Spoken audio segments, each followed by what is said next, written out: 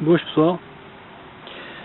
Estou a fazer algumas experiências com madeiras locais, neste caso no Algarve, para a técnica de fogo por fricção com arco.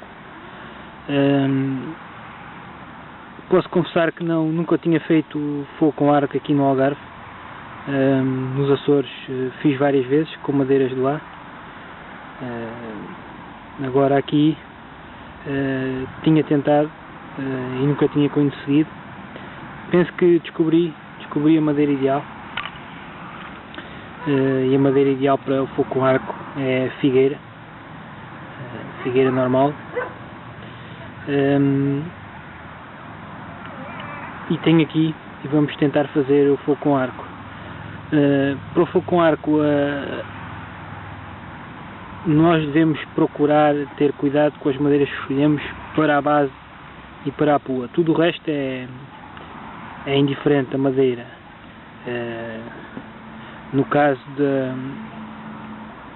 da peça que se usa em cima, o socket, para o topo vou usar zambujeiro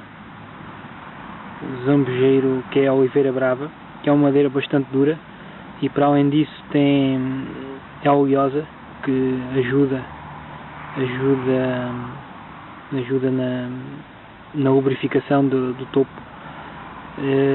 E para o arco, neste caso é um bocado de alfarrobeira, mas é indiferente o arco, desde que seja uma madeira mais ou menos flexível, que permita que a corda fique tensa,